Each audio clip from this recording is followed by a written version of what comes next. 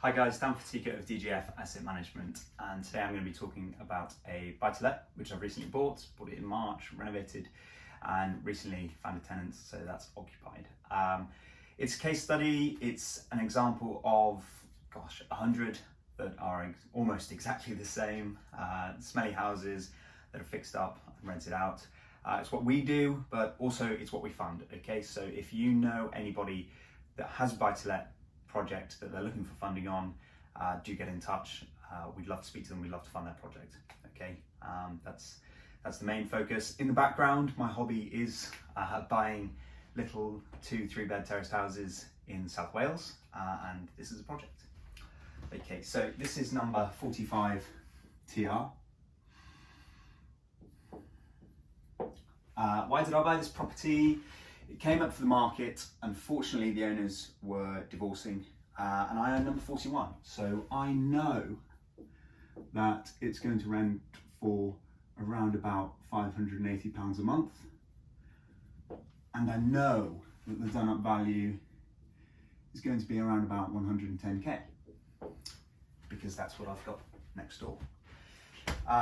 So when I offered on this one, I started at 80, I rose to £85,000. Property was asking 90, so I already knew they were motivated, or they didn't know what the property was worth at the end. It's a pretty good condition, okay? So it wasn't a property for bridging, because I could get a mortgage over it, so I did.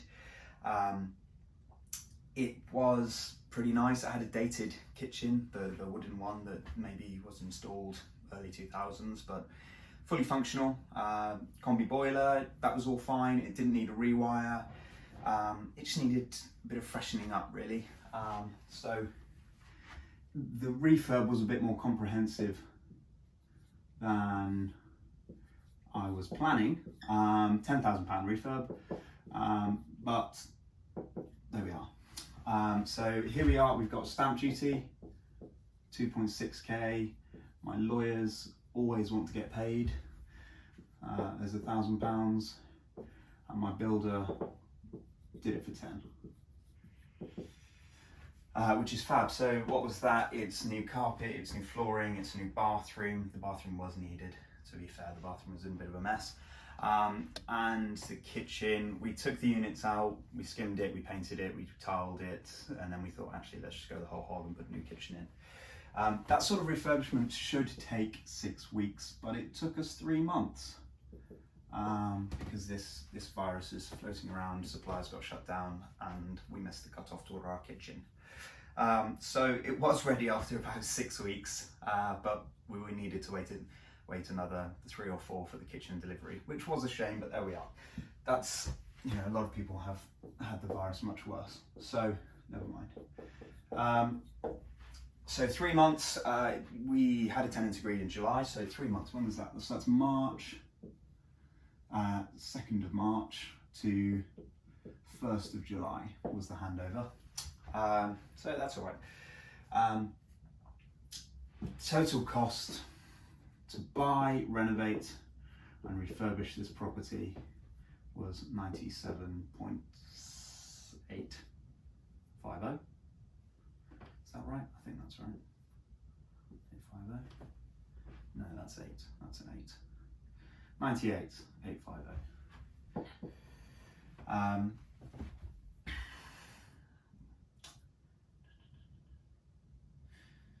The challenges. So obviously securing the deal. It was a bit of a distressed sale.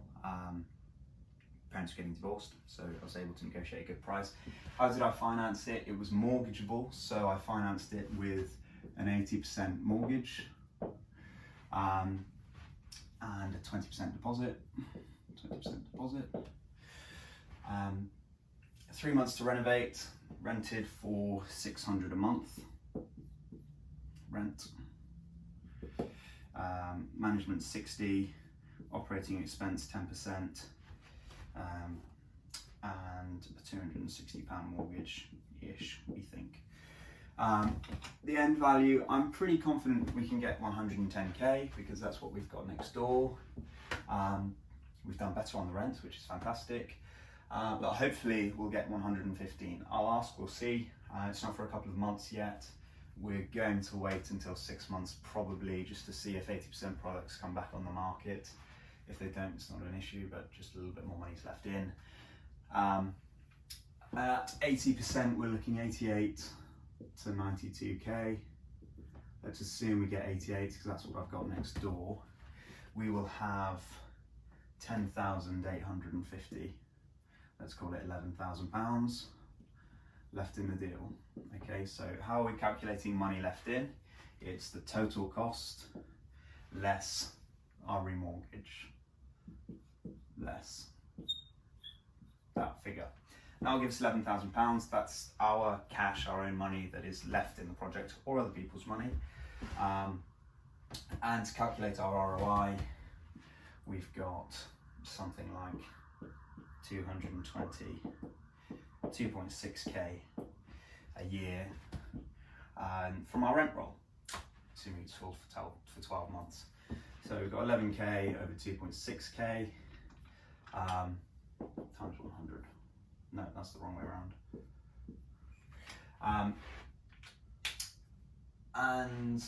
Okay, so how did we finance this deal? We did it with other people's money. We used a private investor.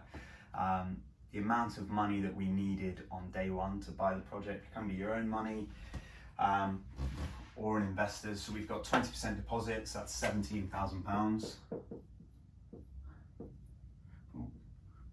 So we need this. We need to pay our tax 30 days after purchase. We need to pay our lawyer, and we need to pay our builder. Total money that you need to buy this sort of deal, I mean, it's a bit of a minimum, but probably 30k needed. I think that's pretty achievable to get hold of that. And at the end, when you're being repaid, when you're refinancing at 88, you are going to get around about 19,000 of that back. Okay, how have I got that money back, Dan?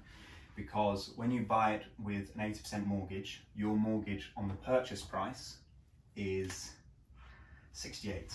So you've got a 68k mortgage here to buy it, because the bank are not going to give you a mortgage against the end value.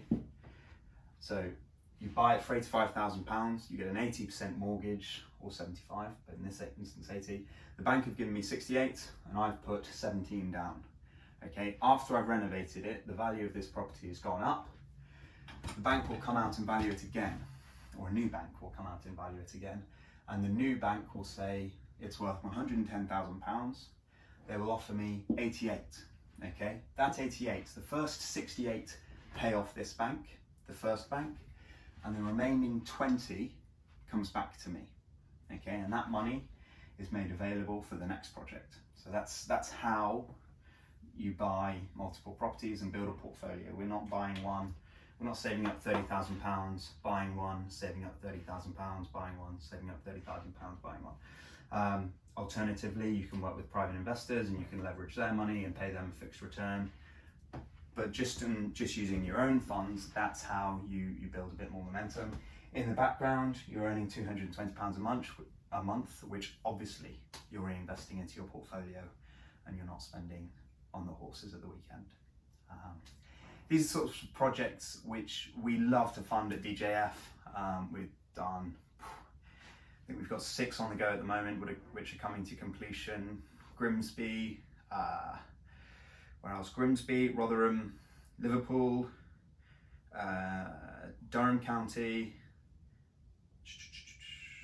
Midlands, we're doing some, and St Helens. Okay, so they're available all over, where you'd be looking northeast, northwest, South Wales, for me, that's where I go, and Scotland.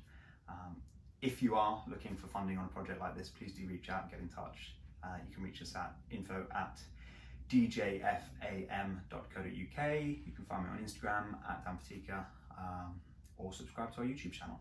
Okay. Take care, guys. Thanks for tuning in, and I hope that's helpful. Bye-bye.